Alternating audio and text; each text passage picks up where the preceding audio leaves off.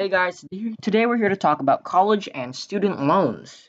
So, as you know, student loans are a very complicated topic because they affect millions of Americans today. But I'm here to condense that and make a hopefully 5-minute video about the four different points: cost, reason, problem with the solutions, and lastly, my proposed idea to student loans. So, student loans are such a big issue that Senator Bernie Sanders and Elizabeth Warren, two former Democratic candidates for the presidency, have made it a big part of their platform. They've advocated for giving all student loans, or most of them up to 95%, and today I'm here to talk about why we shouldn't do that. But first, let's talk about the cost and the problem. So student loans amount to about $1.6 trillion, and the statement's correct that college has gotten more expensive since your parents had it. Well, the biggest problem I think with college and the rising costs is the presence of government. So my belief as a conservative is that bigger government goes for bigger problems and bigger inefficiency, and student loans are and student cost tuition are one of the biggest examples of what I think is government inefficiency. So let's go look at some stats.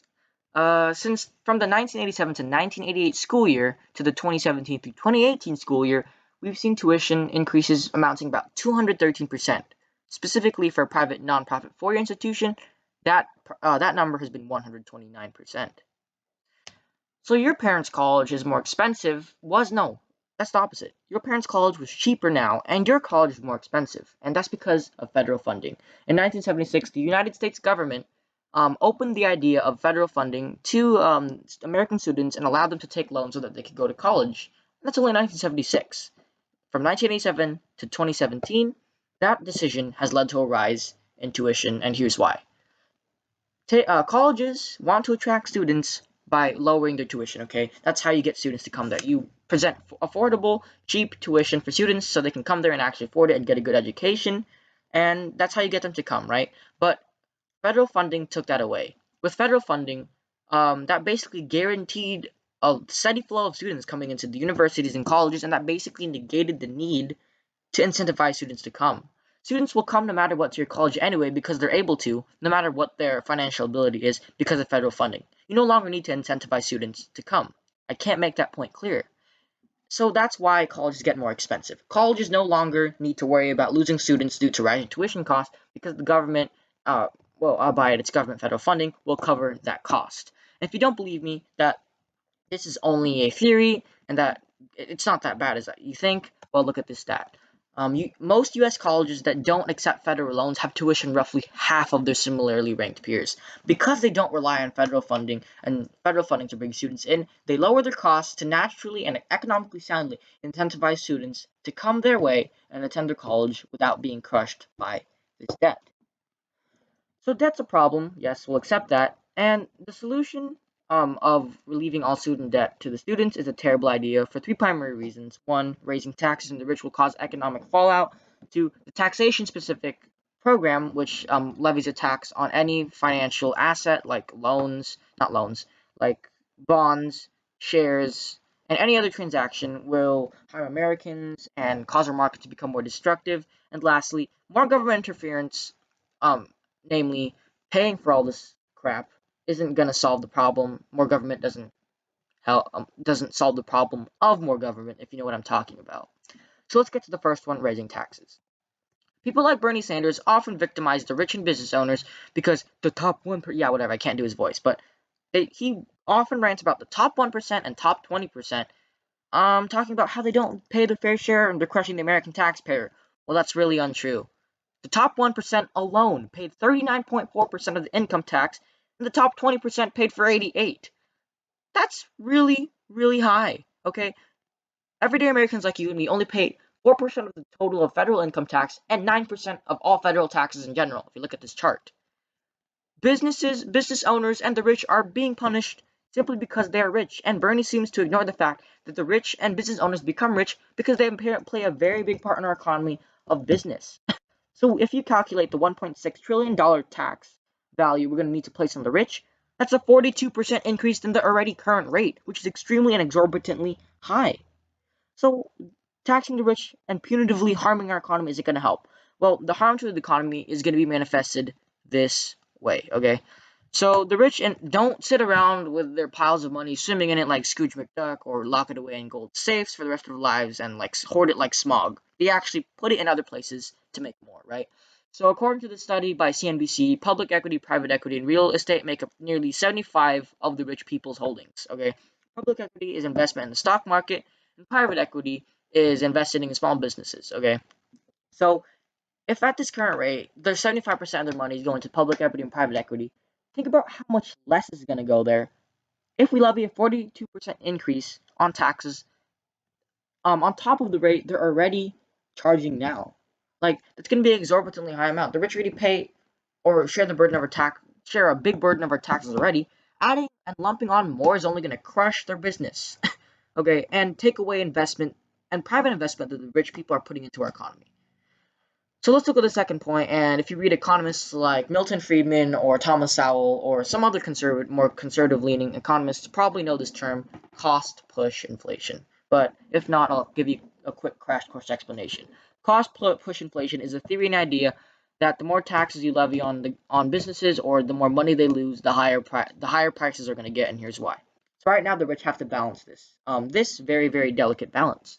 The price of making a product and the profit they're making. Okay, so when they make a product, they need to consider how much they're going to pay their workers, how much they need to pay for the material, and how much they're going to sell it for. Because these three factors, which I like to call the Trinity, determine a business's life or death and how they make money. Okay, so let's look at this. Let's take the example of a pencil, a yellow Dixon Ticonderoga pencil we've all known about and know how to use in our school days. All right. So let's say it makes 90 cents. It costs 90 cents to make, and companies sell it for $1. 90 cents to make, meaning that 30 cents for taxes, 30 cents for taxes, 30 cents for transportation, and 30 cents for wages and other equipment, etc. Right.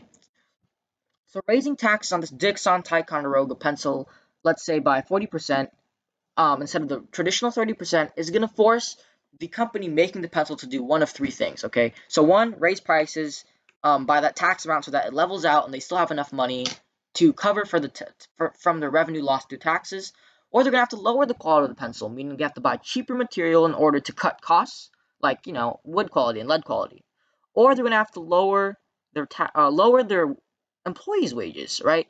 So if 30% of if that 30% of the money or profit from a pencil is going to employee wages, okay, and taxes are taking up more, that's one of the options. You can cut that so that you can pay off the taxes, but that just leaves your employees with a smaller check.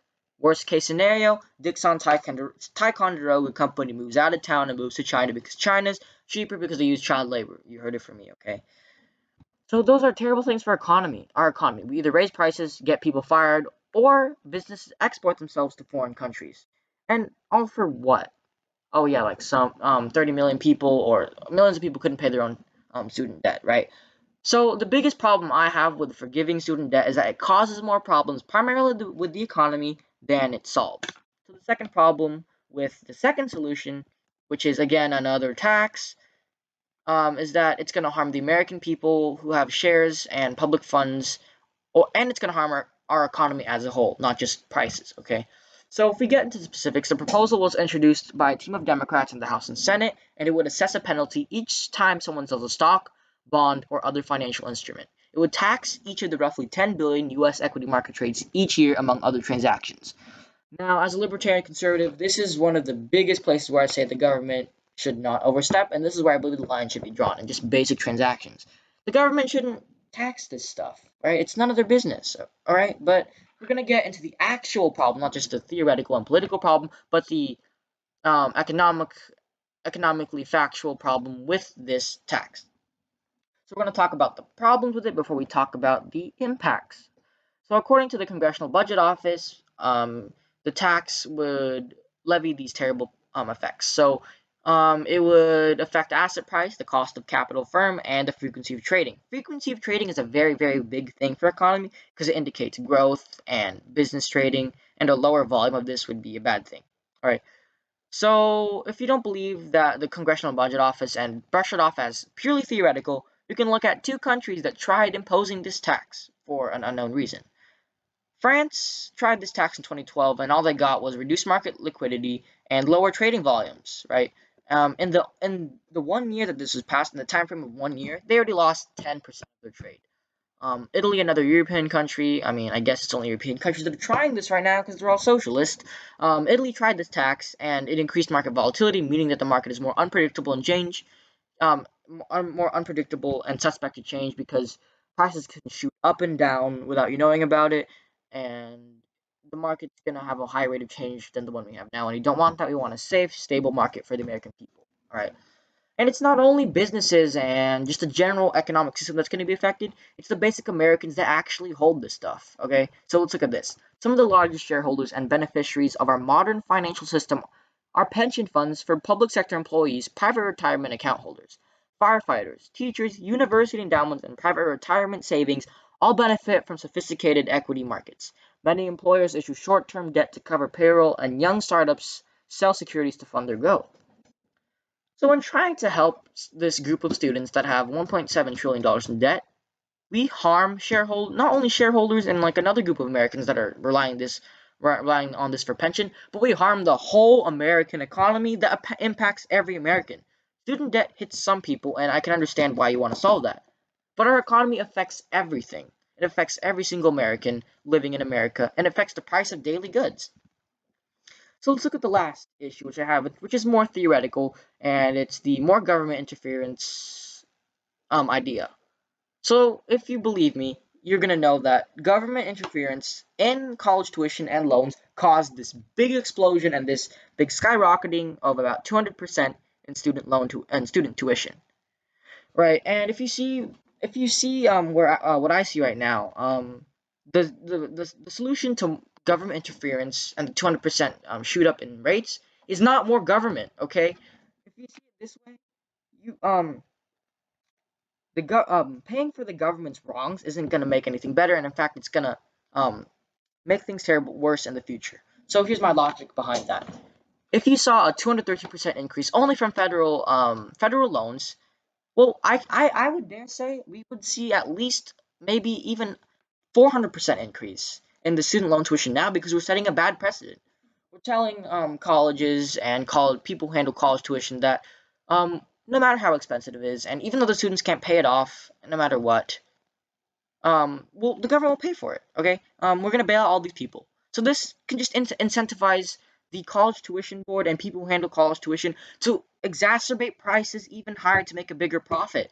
Because they know if the students can pay it off, the government will pay it off. Okay, this is the problem depending on the government for things because it's gonna bite back to harm you. So you don't solve government problems with more government, and you don't solve issues that result in even more issues.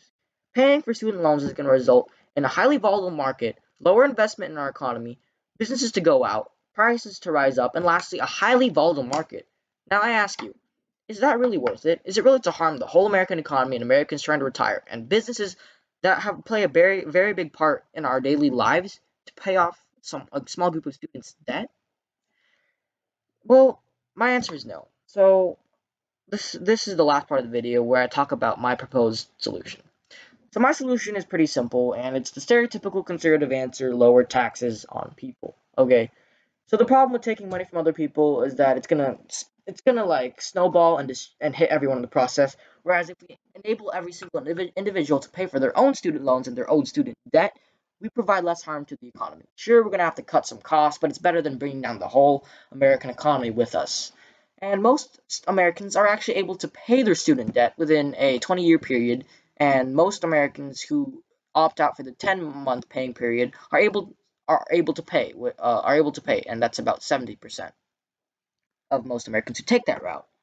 So the issue isn't that Americans aren't able to pay; it's just Americans want to pay quicker and have more money left over so that they can pay for the things we want, and easily that's solved by lower taxation and not taxing even higher. So basically, I'm proposing the exact opposite of what you saw in this video.